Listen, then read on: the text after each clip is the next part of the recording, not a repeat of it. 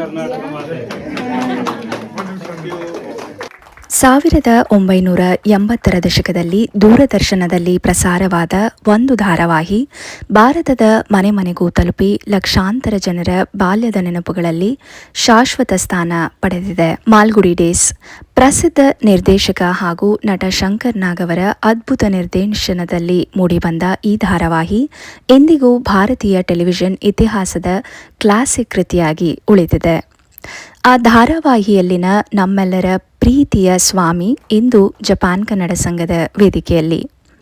ನಾಡಿನ ಹೆಮ್ಮೆಯ ಬಾಲನಟ ಮಾಲ್ಗುಡಿ ಡೇಸ್ ಖ್ಯಾತಿಯ ಮಾಸ್ಟರ್ ಮಂಜುನಾಥ್ ಅವರನ್ನು ಆತ್ಮೀಯವಾಗಿ ಸ್ವಾಗತಿಸಿದ ಅಪರೂಪದ ಕ್ಷಣಗಳಿವು. ಕಾರ್ಯಕ್ರಮವನ್ನು ಅತ್ಯಂತ ಉತ್ಸಾಹಭರಿತವಾಗಿ ಹಾಗೂ ಸಂವಾದಾತ್ಮಕವಾಗಿ ನಿರೂಪಿಸಿದ ಡಾಕ್ಟರ್ ಅನುರಾಧ ರಾವ್ ಅವರು ಮಾಸ್ಟರ್ ಮಂಜುನಾಥ್ ಅವರ ಸಿನಿಪಯಣ, ಶಿಕ್ಷಣ ಮತ್ತು ಜೀವನದ ಸಾಧನೆಗಳನ್ನು ಮನಮುಟ್ಟುವಂತೆ ಪರಿಚಯಿಸಿದರು. ಕೇವಲ 3 ವರ್ಷದ ವಯಸ್ಸಿನಲ್ಲಿ ಚಿತ್ರರಂಗ ಪ್ರವೇಶಿಸಿ ಕನ್ನಡ, ಹಿಂದಿ ಮತ್ತು ತೆಲುಗು ಸೇರಿ 68ಕ್ಕೂ ಹೆಚ್ಚು ಸಿನಿಮಾಗಳಲ್ಲಿ ಅಭಿನಯಿಸಿದ ಅವರು ಸ್ವಾಮಿ ಪಾತ್ರದ ಮೂಲಕ ಪ್ರತಿಯೊಬ್ಬರ ಮನಸ್ಸಿನಲ್ಲಿ ಶಾಶ್ವತವಾಗಿ ಉಳಿದಿದ್ದಾರೆ. ಈ ಸಂದರ್ಭದಲ್ಲಿ ಜಪಾನ್ ಕನ್ನಡ ಸಂಘದ ಆರಂಭದ ದಿನಗಳನ್ನು ಸಂಘದ ಸದಸ್ಯರು ಹಾಗೂ ಖಜಾಂಚಿ ಶ್ರೀ ಗುರುಪ್ರಸಾದ್ ಅವರು ಸ್ಮರಿಸಿದರು.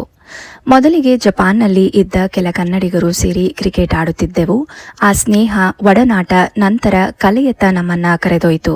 ಕ್ರಿಕೆಟ್ ಮೈದಾನದಲ್ಲಿ ಆರಂಭವಾದ ಸ್ನೇಹ ಮುಂದೆ ನಾಟಕ, ಸಾಂಸ್ಕೃತಿಕ ಕಾರ್ಯಕ್ರಮಗಳು ಮತ್ತು ಕನ್ನಡ ಚಟುವಟಿಕೆಗಳ ಮೂಲಕ ಒಂದು ಕುಟುಂಬವಾದಂತಾಯಿತು. ಆ ಪುಟ್ಟ ಹೆಜ್ಜೆಯೇ ಇಂದು ಜಪಾನ್ ಕನ್ನಡ ಸಂಘ ಜೆಕೆಎಸ್ ಆಗಿ ಬೆಳೆಯಿತು. ನಮ್ಮ ಸಂಘದಲ್ಲಿ ಅನೇಕ ಪ್ರತಿಭಾವಂತ ಕಲಾವಿದರು ಇದ್ದಾರೆ ಎಂಬ ಅವರ ಮಾತು ವಿದೇಶದಲ್ಲಿದ್ದರೂ ಕನ್ನಡತನವನ್ನ ಉಳಿಸಿಕೊಂಡಿರುವ ಪ್ರತಿಯೊಬ್ಬ ಸದಸ್ಯರ ಮನಸ್ಸಿಗೆ ಹತ್ತಿರವಾಯಿತು. ಮಾಸ್ಟರ್ ಮಂಜುನಾಥ್ ಅವರು ಹಂಚಿಕೊಂಡ ನೆನಪುಗಳು. ಸಭಾಂಗಣದಲ್ಲಿದ್ದ ಪ್ರತಿಯೊಬ್ಬರನ್ನು ಮತ್ತೆ 90ರ ದಶಕದ ಸುವರ್ಣ ಯುಗಕ್ಕೆ ಕರೆದೊಯ್ದರು. ಅವರು ಕನ್ನಡ ಭಾಷೆ ಮತ್ತು ಸಂಸ್ಕೃತಿಯ ಬಗ್ಗೆ ಮಾತನಾಡುತ್ತಾ ಹೇಳಿದರು, ಭಾಷೆಯನ್ನ ಕಲಿಸಬಹುದು, ಆದರೆ ಸಂಸ್ಕೃತಿಯನ್ನ ತೋರಿಸಿಕೊಡಬೇಕು. 4 ಕುಟುಂಬಗಳು ಸೇರಿದರೂ ಸಾಕು, ಆ ಕನ್ನಡದ ದೀಪ ಹೀಗೆ ಉರಿಯುತ್ತಲೇ ಇರುತ್ತದೆ ಎಂಬ ಅವರ ಮಾತು ಎಲ್ಲರ ಮನಸ್ಸನ್ನ ಸ್ಪರ್ಶಿಸಿತು. ಶಂಕರ್ ನಾಗ್ ಅವರ ಬಗ್ಗೆ ಹಂಚಿಕೊಂಡ ವಿಶೇಷ ಅನುಭವಗಳು ಕಾರ್ಯಕ್ರಮದ ಪ್ರಮುಖ ಆಕರ್ಷಣೆಯಾಗಿತ್ತು. ಅವರ ಅದ್ಭುತ ಎನರ್ಜಿ, ಯಾವತ್ತೂ ಆಗಲ್ಲ ಎಂದು ಹೇಳದ ಮನೋಭಾವ. ತಡರಾತ್ರಿವರೆಗೂ ಶೂಟಿಂಗ್ ಮಾಡಿದರೂ ಬೆಳಿಗ್ಗೆ ಎಲ್ಲರಿಗಿಂತ ಮುಂಚೆ ಫ್ರೆಶ್ ಆಗಿ ಸೆಟ್ಗೆ ಬರುವ ಶಿಸ್ತು, ಇವೆಲ್ಲ ಕೇಳಿದಾಗ ಶಂಕರ್ ನಾಗ್ ಅವರು ಯಾಕೆ ಇಂದಿಗೂ ದಿಗ್ಗಜ ನಿರ್ದೇಶಕರಾಗಿ ನೆನಪಾಗುತ್ತಾರೆ ಎಂಬುದು ಸ್ಪಷ್ಟವಾಯಿತು.